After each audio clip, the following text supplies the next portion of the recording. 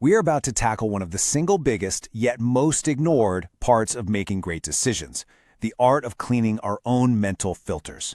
And look, this isn't about just thinking positive or trying to hustle harder. No, this is about reaching a state of what we're going to call neural sterility, making absolutely sure that choices you make are based on what's real, not on the chemical gunk left over from your day. So, here's the plan. First, we're going to expose the invisible infection that messes with our thinking. Then, we'll get into the logic leak to see what's happening in the brain. After that, we're going to build the sterilization engine, our system to fix it.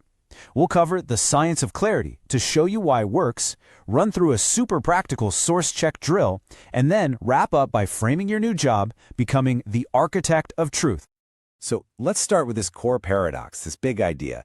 The reason you might be about to make a bad decision has nothing to do with the world changing. It has everything to do with your brain dying the window you're looking through. It's like the emotional residue from some totally unrelated event has tinted your vision, so what you're seeing isn't reality. It's a chemically altered copy. And that leads to a really important question. I want you to just stop for a second and ask yourself this, right now. Is that big decision you're wrestling with, that doubt you're feeling, is it really based on the facts? Or could your entire logical system be, well, contaminated at this very moment? Are you seeing the situation as it is, or as your internal chemistry needs you to see it?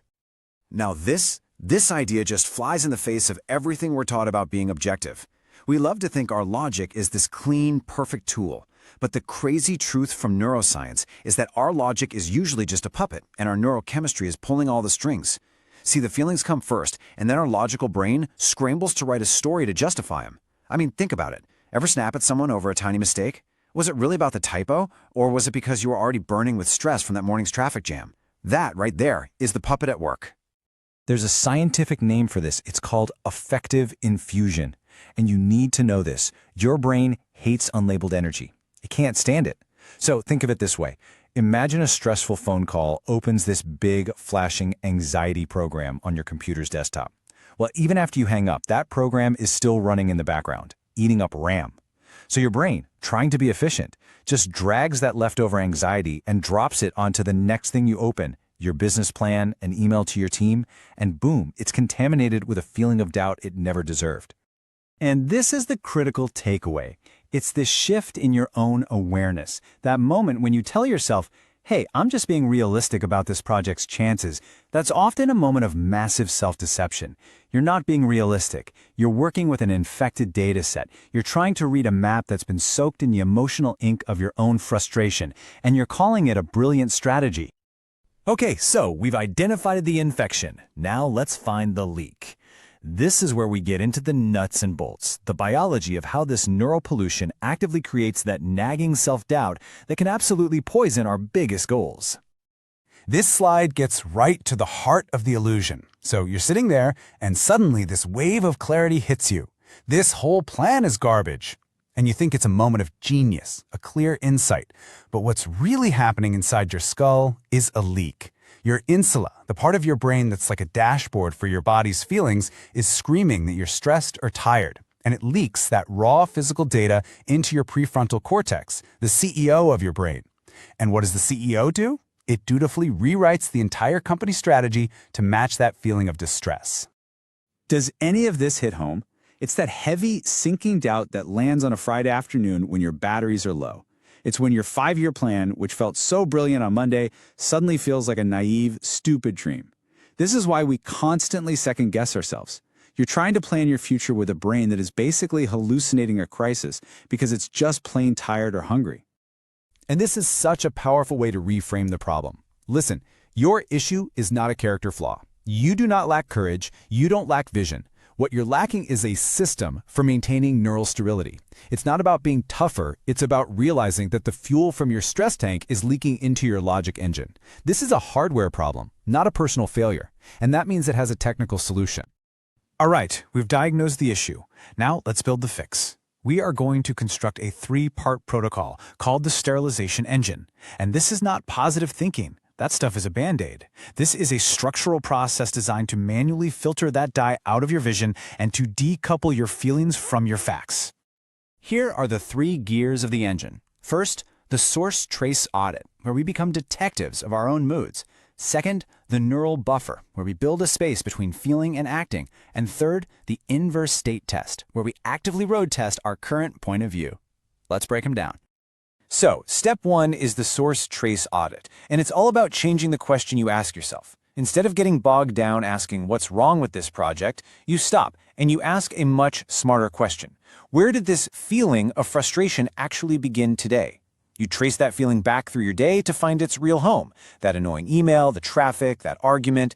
You are literally cleaning out your mental RAM, shifting from a vague assumption like everything sucks to a specific fact. That 10 a.m. call was really stressful. Step 2, install a neural buffer. This is about creating a non-negotiable pause. For any big decision that has an emotional charge, you create a 20-minute biogate. You have to physically step away. No phone, no computer. Go for a walk, listen to a few songs, do some stretches. Honestly, what you do doesn't matter as much as the disconnection itself. This simple rule forces you to switch from a state of raw chemical reaction to a cool, calibrated response. You're letting the emotional wave crash before you decide to surf. And finally, step 3 is the inverse state test. Now, this is not about faking it till you make it. It's a diagnostic tool, a way to check your work. Instead of just trusting the negative glasses you're wearing, you deliberately swap them out. You ask, what would the energized, clear-headed, on-fire version of me do right now? And if your winning self would make a totally different choice, well, that is a giant red flag that your current logic is contaminated and you shouldn't trust it. Okay, so you've got the protocol. But why is it so powerful? Let's dig into the neurobiology here. Because this isn't just a clever mind game. This is a way to directly go in and rewire your brain's circuits to create clarity whenever you need it. Let's start with this number. Research on what's called metacognitive labeling, which is just a fancy term for our Source-Trace Audit, shows that the simple act of naming where your mood came from can drop activity in your amygdala, your brain's alarm system, by up to 40%, instantly. Just by saying, oh wait, I'm not mad at this report. I'm still annoyed from that earlier phone call. You literally change your brain's chemical state in a heartbeat. And look, when you start using this decoupling protocol consistently, the results are huge. You start to achieve what's called neural coherence, where your logic is no longer being hijacked by random stress. You stop wasting incredible amounts of energy trying to justify why you're in a bad mood, and you can finally put that energy towards solving the real problem. And over time, you build what I call a high-status internal world. Every time you do this, you prove to your brain that you are in charge, which makes every single decision after that sharper and more accurate. All right, theory's over. Time to make this real. We've talked about the science. Now let's apply it. I'm going to walk you through your very first contamination audit. So grab something to write with. You can use this the very next time you feel a wave of doubt or a bad mood coming on. So the next time you feel that negative charge build up, just stop. Don't look for a better answer to the problem you think you're facing. Look for the start of the feeling. Ask yourself, and seriously, write it down. Where did my energy actually shift today? Go back in your mind, hour by hour. Was it before or after that team meeting? Before or after you checked social media? Find the moment of origin. Okay, once you've found the source, you execute the neural buffer. You ask yourself, can I put this decision, this email, this whole conversation on ice for just 20 minutes and completely unplug? Remember, this isn't putting it off. This is strategic calibration.